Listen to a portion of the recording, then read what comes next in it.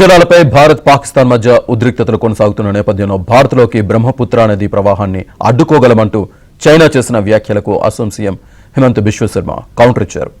China భారత్కు బ్రహ్మపుత్ర నీటిని ఆపివేస్తే భారత్కు నష్టమంటూ చేస్తున్న ప్రచారానికి ఎటువంటి ఆధారం లేదంటూ కొట్టిపారేశారు. ఒకవేళ బ్రహ్మపుత్ర నీటిని చైనా ఆపితే భారత్ పరిస్థితి ఏంటనే దానిపై గణాంకాలతో సహా వివరణ ఇచ్చారు.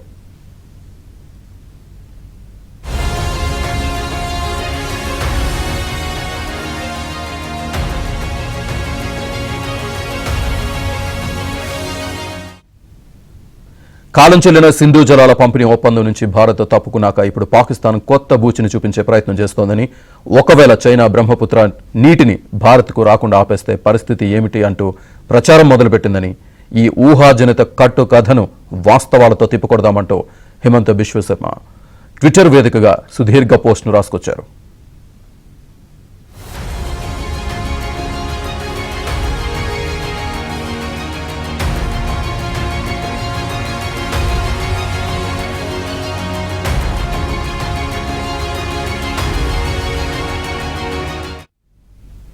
బ్రహ్మపుత్ర అనేది భారత్లో ప్రవహించే కొద్దిగా విస్తరిస్తుందే కానీ కుచించుకుపోదని, చైనా నుంచి కేవలం 30-35% జలాలు మాత్రమే భారత్లోకి వస్తాయని విశ్వశర్మ స్పష్టం చేశారు.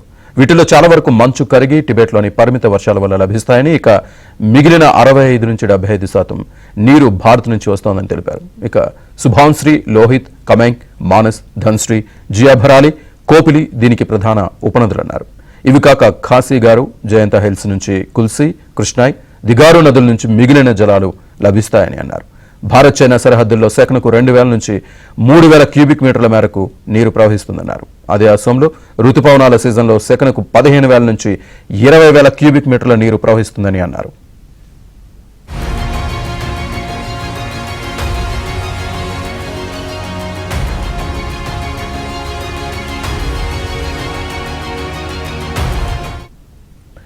బ్రహ్మపుత్ర జలాల కోసం భారత్ ఎగువ నుంచి వచ్చే ప్రవాహం కోసం ఆధారపడాల్సిన అవసరం లేదన్నారు.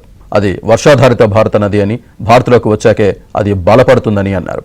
పాకిస్తాన్, చైనా తెలుసుకోవాల్సిన నిజం ఏంటంటే, ఒకవేళ నీటి ప్రవాహాన్ని తగ్గించాలనుకుంటే అది భారత్కే ప్రయోజనకరమని, ఎందుకంటే ఇక్కడ అస్సాంలో ఏటా వచ్చే వరదలు తగ్గి లక్షల మంది నిరాశ్రయులు కాకుండా ఉంటారని కౌంటర్ ఇచ్చారు.